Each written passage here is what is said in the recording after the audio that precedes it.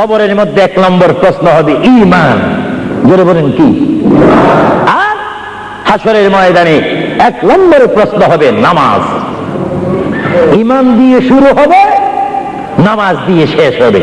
এজন্য যেমন আমরা ঈমান, তেমনি ভাবে আমরা নামাজও চাই।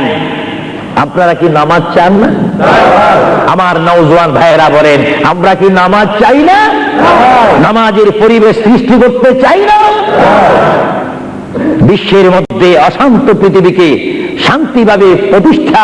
শান্তিভাবে যদি প্রতিষ্ঠানিক রূপ দেওয়ার যদি কোনো প্রয়োজনীয়তা মনে করেন, সেই প্রয়োজনীয়তা রয়েছে মুহাম্মদ রাসূলুল্লাহর আদর্শের মাধ্যমে। চিৎকার দিয়ে বলেন সুবহানাল্লাহ।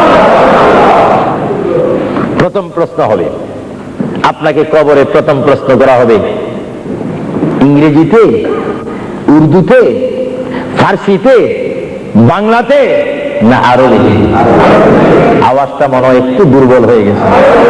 আর যদি আরবি না জানেন, নবীর উম্মত হওয়ার কারণে কবরে আরবি বলতে পারবেন। সুবহানাল্লাহ।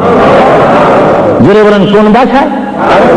এখন আপনি বলবেন, ফেরেশতারা বলবে মার রাব্বুকা, আপনি যদি বলেন আমি সরি আছি, ফেরেশতারা কি এটা বুঝবে নাকি? সরি টরি যাইগুলো দুনিয়া। এখন ঠিকঠাক জবাব দাও, মার রাব্বুকা, তোমার প্রভুকে। জবাব দিতে হবে কি জানেন? বলেন রব্বি আল্লাহ। আমি প্রশ্ন করব, সবাই জবাব দিবেন মার রাব্বুকা।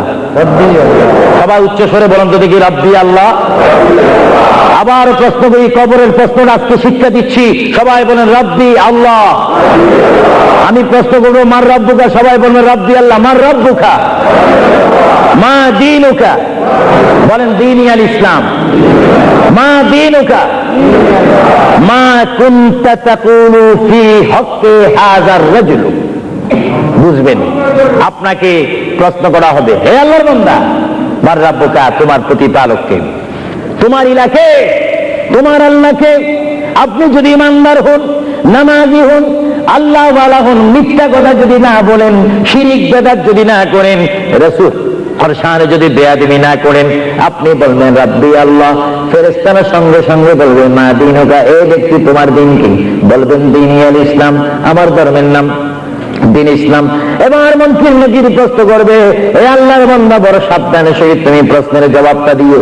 এই প্রশ্নের উপরে তোমার নির্ভর করবে জান্নাত এবং দোজখ। তোমাকে প্রশ্ন করতে চাই, মা কুনতা তাকুলু ফি হক্কি হাযার রাজুল। এইভাবে দেখাই দিবে, মা কুনতা তাকুলু ফি হক্কি হাযার রাজুল। এ মৃত্যু ব্যক্তি, যিনি তোমার কবরের মধ্যে উপস্থিত হয়ে সোনার একজন নূরের মানুষ দাঁড়িয়ে আছে, এনাকে তুমি চিনোনি?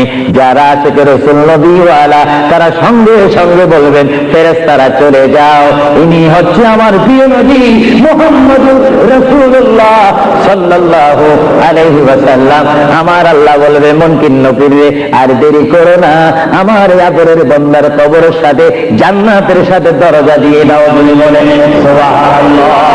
আরো জোরে বলেন। আপনার কবর থেকে জান্নাতের পরিবেশ লাভ করতে হলে মুহাম্মদ রাসূলুল্লাহর ভালোবাসার প্রয়োজন আছে কিনা? আরো জোরে বলেন, আছে কিনা? 3টি প্রশ্ন শেষ।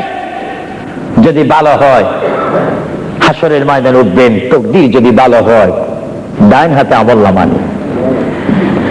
আর যদি তাকদীর মন্দ হয়, বাম হাতে আমলনামা। উঠবেন আপনি, যারা আসামি, কাঠগড়ায় থাকবেন, হাত এইভাবে থাকবে, আগুনের রশি, আগুনের শিখর হাতে থাকবে। ফেরেশতারা টেনে টেনে মিজানের কাছে নিয়ে যাবে, মিজানে তুলবে। বদ বেশি, গুনাহ বেশি, ফেরেশতারা আগুনের দররা মেরে মেরে আপনাকে জাহান্নামের দিকে টেনে টেনে নিয়ে যাবে, জাহান্নামীদেরকে। আর যারা জান্নাতি, তারা স্বাধীনতা লাভ করে তারা জান্নাতের দিকে যাবে। জোরে সুবহানাল্লাহ। এ ভাইয়েরা আমার, আল্লাহর নবী, দু জাহানের বাদশা নবী মুহাম্মদ রাসূলুল্লাহ সাল্লাল্লাহু আলাইহি ওয়াসাল্লাম বলেন, এমন অবস্থার মধ্যে হাসরের ময়দানে আমরা সবাই উঠব। হাসরের ময়দানে যখন আমরা সবাই উঠব, ময়দান থেকে উঠার পরে আমরা সবাই হাসরের ময়দানে উপস্থিত হব। হাসরের ময়দানে উপস্থিত হওয়ার পরে এই মুহূর্তের মধ্যে আল্লাহর প্রিয় নবী দু জাহানের বাদশা নবী মুহাম্মদুর রাসূলুল্লাহ সাল্লাল্লাহু আলাইহি ওয়াসাল্লামকে আমরা সবাই তাল্লাশি করব। হাসরের ময়দানে 12 সূর্যের তাপ যখন আমার আপনার মাথার উপরে থাকবে, ওই মুহূর্তের মধ্যে আমরা সর্বপ্রথম আমাদের বাবা আদম নবীর কাছে যাব। জোরে বলেন সুবহানাল্লাহ। কোন নবী? আরো জোরে বলেন না। আমাদের বাবার নাম কি? আদম আলাইহিস সালাম। বলেন, জোরে বলেন, বাবার নাম কি? ওনাকে আমরা বাবা বলতে কি লজ্জা পাই নাকি? তিনি কি দ্বিতীয় মানুষ না প্রথম মানুষ? জোরে বলেন, কোন মানুষ? আদম আলাইহিস সালামের বাবার নাম কি? চিন্তায় বুঝা যায় আপনারা অনেকে জানেন, বলেন না নাই?